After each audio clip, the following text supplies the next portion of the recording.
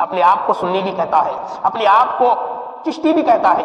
آپ کو پتا ہے معاویہ کھجلی کی بیماری سے مرا تھا، موٹاپے سے مرا تھا۔ اپنی بات سے رجوع کرے، بے بنیاد ہے، ہم نہایت بیزار کرنے والی ہے، آپ کو اس گفتگو سے توبہ کرنی چاہیے۔ میں حرام ہوں، مجھ سے لڑیے، میں تو دیوبند بھی گیا، آپ نے تو صحابہ کی گستاخی کی ہے۔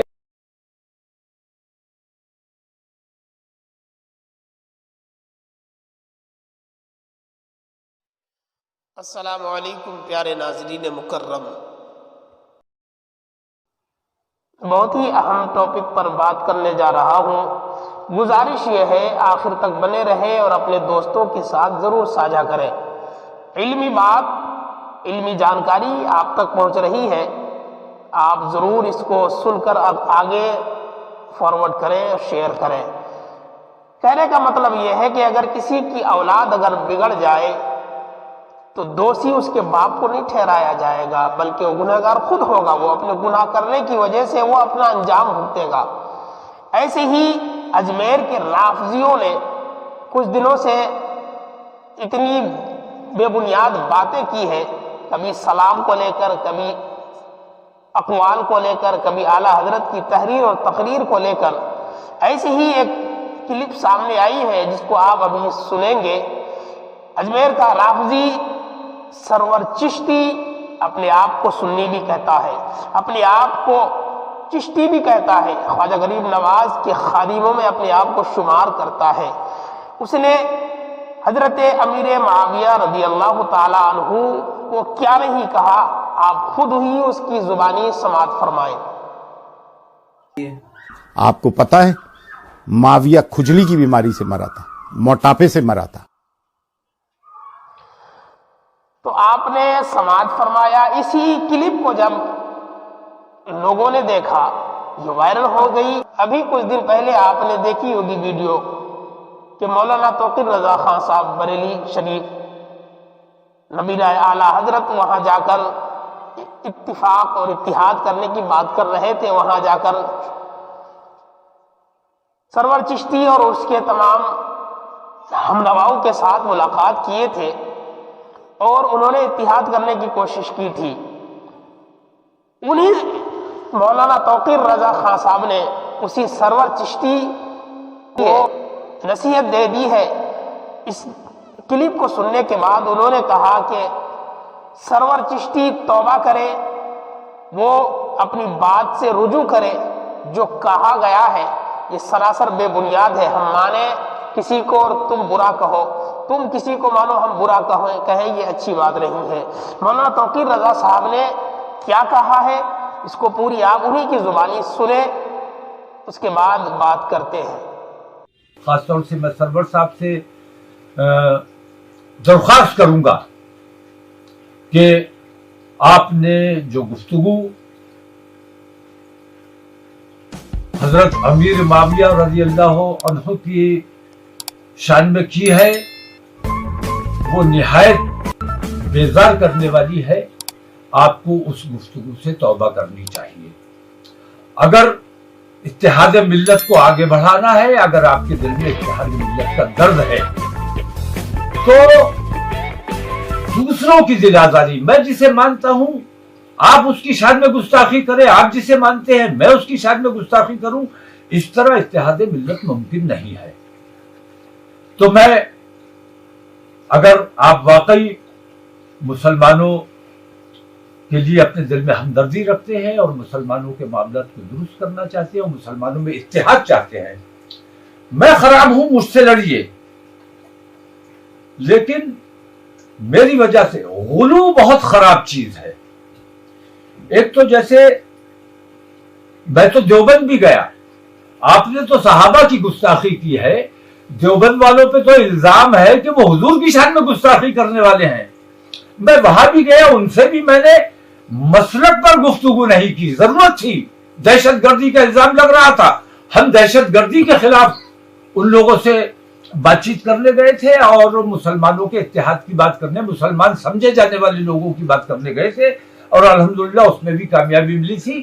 اسی طرح میں کہتا ہوں کہ آپ جسے مانتے ہیں یا جسے نہیں مانتے ہیں اس بات کو اپنی حد تک رکھیے، اگر آپ اپنے نظریات اپنے عقائد مجھ تک تھوپنے کی کوشش کریں گے تو میں اس کے لیے کسی بھی قیمت پہ تیار نہیں ہوں. میں سخت بیزاری کا اظہار کر رہا ہوں. میں کسی بھی فائدے کے لیے، کسی بھی بہت بڑے مشن کے لیے، کسی بھی مقصد کے لیے میں اپنے ایمان و یقین سے کوئی سمجھوتا نہیں کر سکتا. تو میری آپ سے درخواست ہے کہ آپ اپنے الفاظ پہ غور کریں اور ان الفاظ سے تائب ہونا بے حد ضروری ہے. آپ کو تائب ہونا چاہیے. میں غلو یہاں تک میں آپ کے لیے نہیں کہہ رہا ہوں، میں اپنے لیے بھی کہہ رہا ہوں کہ غلو میرے یہاں بھی بہت زیادہ ہے. میں یہ دیکھتا ہوں کہ صحابہ کرام کے لیے مخصوص ہے رضی اللہ تعالیٰ عنہ، انبیاء کے لیے مخصوص ہے علیہ السلام، حضور کے لیے مخصوص ہے صلی اللہ علیہ وسلم. تو جو جس کے لیے مخصوص کر دیا گیا اس کو کسی اور کے نام کے ساتھ جوڑنا یہ غلو ہے.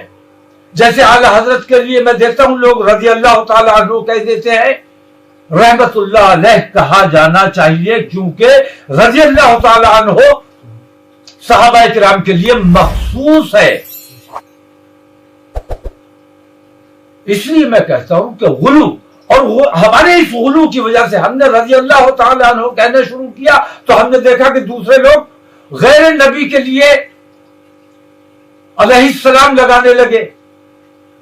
علیہ السلام صرف انبیاء کے لیے مخصوص ہے. تو ان چیزوں سے ہمیں بچنا چاہیے. جو جس کے لیے مخصوص ہے اور ایک دوسرے کی دل آزاری یہ کسی قیمت پر نہیں ہونی چاہیے. اور سرور صاحب سے میں خاص طور سے ایک بار پھر درخواست کرنا چاہوں گا کہ آپ کے وہ الفاظ بے حد دل آزاری کرنے والے ہیں. آپ کو اپنے ان الفاظ کو واپس لینا چاہیے. میں نے آپ کی وہ ویڈیو دیکھی جس میں آپ نے امیر معاویہ کے لیے جس قسم کے الفاظ استعمال کیے. میں نے پچھلے سیکریٹری کی بھی تقریر سنی، انہوں نے فروعی مسائل کی بات کی. بریلی اور اجمیر کے درمیان جو اختلافات ہیں ان پر بات ہونی چاہیے، ان پر بات ہونی چاہیے. قوالی، اصل میں قوالی حرام نہیں ہے، اصل میں مزامیر کو ناجائز قرار دیا گیا ہے. اور ہمیں مفتی اعظم نے جب مرید فرمایا، اپنی مریدی میں لیا تو ہم سے یہ عہد لیا کہ گانے بجانے ڈھول تماشے سے دور رہوں گا.